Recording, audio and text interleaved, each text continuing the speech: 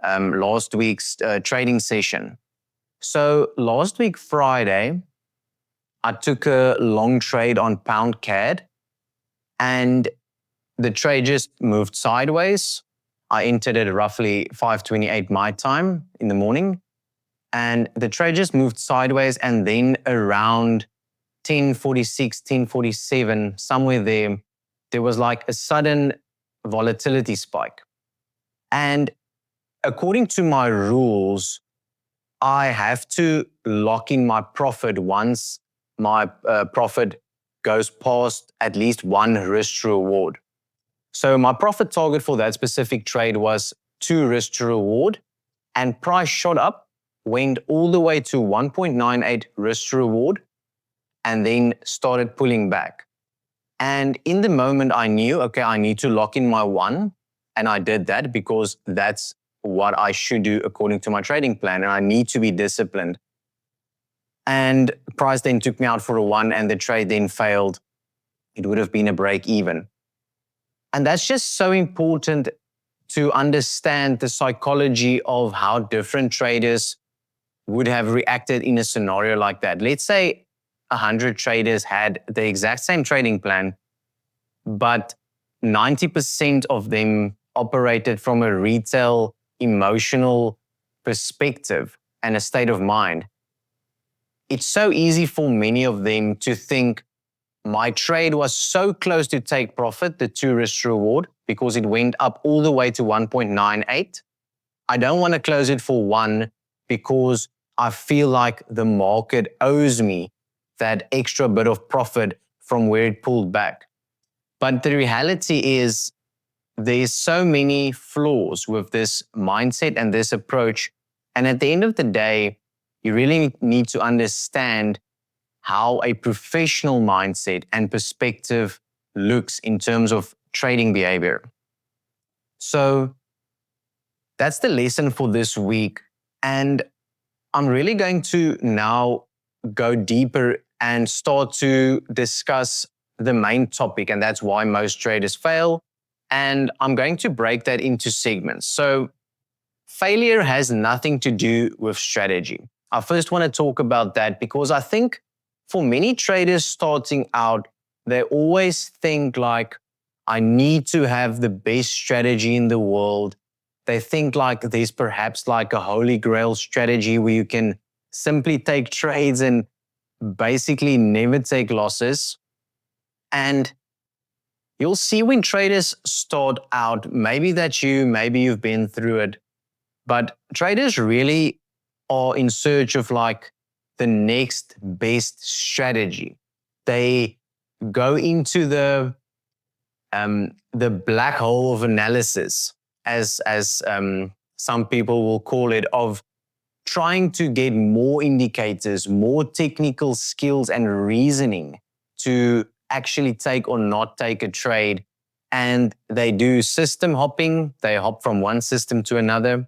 They jump from strategy to strategy while always experiencing the inevitable upset or disappointment of inconsistency.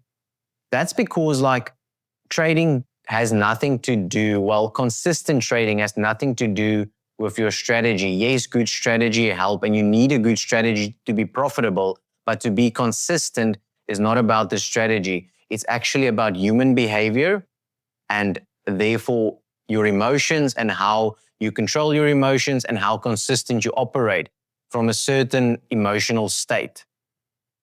So I just want to read you a line here that I wrote down. It's, you don't fail because your system isn't good enough. You fail because you aren't consistent enough to let the system work. And that's so true because like for many traders, the truth is if they go back and reflect and look at their trades and look at what their plan said they should do versus what they did, they would have actually had consistent and most likely profitable trading results. But because of their own lack of discipline and controlling their emotions, their results was all over the place and very inconsistent. So the second point from the main topic that I want to talk about is really amateur versus professional identity. So when it gets to trading, amateurs really chase certain things. They chase emotional hype. They chase outcome. They chase the good feeling you get from a win, and they try to stay as far away from the negative feelings they get from losing. This is the complete opposite when it comes to how professionals approach trading. They approach trading not from the perspective of, I want to get this trade to be a winner. I want to avoid this trade because it might be a loser. They approach trading from the perspective of structure, discipline, process-driven behavior, and to create certainty by having a specific plan that if they follow that, they are certain that over a certain amount of trades, the probabilities will play out in their favor. So the real difference is identity between like professionals and amateurs.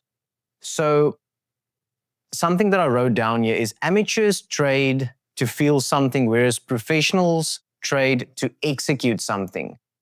Amateurs really want to feel hype. They want to feel the feeling of I'm a winner, I'm getting winning trades. Whereas professionals show up not attached to their emotions because they are there in the moment to execute their trading plan. So moving on to the next talking point, and that's really identity over strategy. So when you shift from like ego-based trading and you really start to focus on identity, you'll have a major shift in your trading, how you feel, how you approach it, and even in your trading results. As a fund manager and arbitrage specialist, I don't have the luxury of emotions. I need to take a very disciplined, structured approach to my trading, and I really have to follow a process, because if I don't follow the process, how will I ever be able to measure my results compared to what they should be if there's no consistent process to use as measurement? So I want to give you another line that I wrote down, and that is, if your identity isn't aligned with professional behavior, your trading results will never be professional. And that's really the reality of trading. Maybe you've heard in the past people say treat trading like a business, and that really comes to having that professional identity, having that professional behavior. Because if you are going to keep on thinking about trading from the perspective of just, I want to win on the next trade, or you trade for the hype, or you trade to impress people, or whatever reason you use to justify trading that's not actually grounded, or that's actually not within line of how you should think as a professional trader, you're never going to get results that are on a professional standard. So that's why I want to encourage you is to really understand what makes professional behavior, like how does a professional think? Professional behavior is, as I already discussed, process-driven. You follow the process by having an identity to being a professional and not having the ego attachment to outcome, to the next trade, to winning, to the feeling that you get if you can show other people that you are making winning trades. Like all of that will definitely not do you good, and that will do you a disservice because you would trade from a perspective and a mindset that's not suitable to think objective and consistent in the moment. So I want to move to the next segment, and this is really the mindset shift. So the mindset shift is what I already started talking about, and that is to stop trying to win trades, but actually following a process. And the real reason why that's so important is if you are trying to win trades all the time, you're not going to be consistent because you are going to try to avoid losses. But if you can trade from a perspective where you don't try to win trades, but you follow the process, each time you make the correct decision, you're going to strengthen your identity as a consistent, process-oriented trader. And each time you make an impulsive decision, you actually strengthen the opposite. So that's why I say it's so important to operate from the right perspectives, because each time you then make a decision, you strengthen your identity as a process-driven trader, and actually focusing on the correct identity as a professional trader instead of like the typical retail hype. So the system rule. So the system rule is a very easy question that you can ask yourself. So before you take a trade, just ask yourself this: is the professional version of yourself or any other professional trader, will they in this moment take this trade, or will they sit on their hands, or vice versa? If you hesitate, ask yourself, if you are operating from that professional trader that you aspire to be, will that trader, that version of yourself, actually take this trade, or will that version also hesitate? So that's a very quick and easy way to just short circuit the emotional behavior patterns.